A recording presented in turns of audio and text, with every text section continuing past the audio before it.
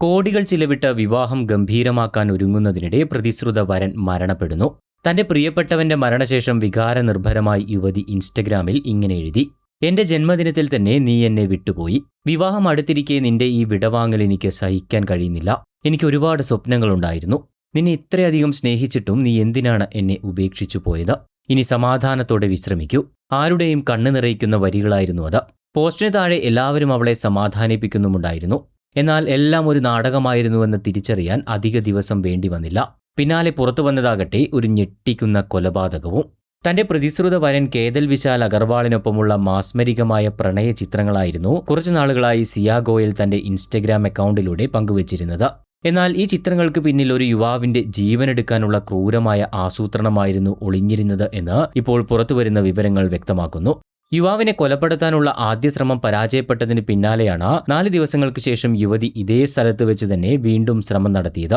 മഹാരാഷ്ട്രയിലെ പ്രമുഖ വ്യവസായിയുടെ മകനായ കേതനും സിയയും തമ്മിലുള്ള വിവാഹ നിശ്ചയം കഴിഞ്ഞ ഫെബ്രുവരിയിലായിരുന്നു നടന്നിരുന്നത്. നവംബറിൽ ജയ്പൂരിൽ കോടികൾ വിലമതിക്കുന്ന കൊട്ടാരത്തിൽ വെച്ച് നടത്താനിരുന്ന വിവാഹത്തിനായി 2 സ്വകാര്യ വിമാനങ്ങൾ വരെ ഇരു കുടുംബങ്ങളും ചേർന്ന് ബുക്ക് ചെയ്തിരുന്നു.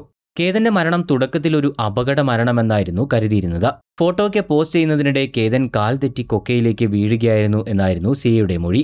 എന്നാൽ പരിചയസമ്പന്നനായ ഒരു ട്രക്കറായ കേതൻ പെട്ടെന്ന് കാൽ തെറ്റി വീഴാൻ സാധ്യത ഇല്ല എന്ന ബന്ധുക്കളുടെയും സുഹൃത്തുക്കളുടെയും മൊഴിയാണ് വഴിത്തിരിവായത്. യുവാവിന്റെ മരണാനന്തര ചടങ്ങുകൾ കഴിഞ്ഞ് 4-ാം ദിവസം സിയ കേതന്റെ വീട്ടിലെത്തിയിരുന്നു.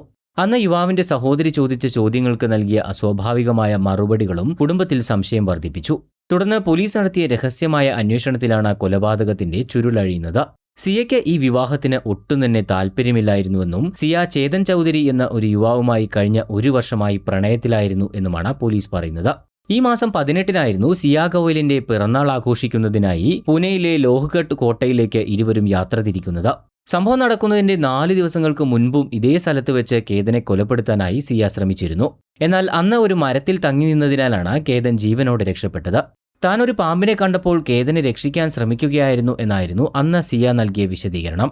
ഈ സംഭവത്തിന് ശേഷം വീണ്ടും അവിടേക്ക് തന്നെ പോകാൻ കേതന് താല്പര്യമില്ലായിരുന്നു. എന്നാൽ സിയ അവിടേക്ക് നിർബന്ധിച്ച് ഇയാളെ കൂട്ടിക്കൊണ്ടുപോവുകയാണ് ഉണ്ടായത്.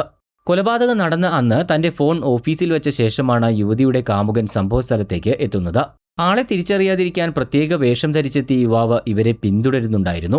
തുടർന്ന് ആളുകളില്ലാത്ത സമയം നോക്കി ഇരുവരും ചേർന്ന് കേതനെ പിന്നിൽ നിന്നും കൊക്കയിലേക്ക് തള്ളിയിടുകയായിരുന്നു.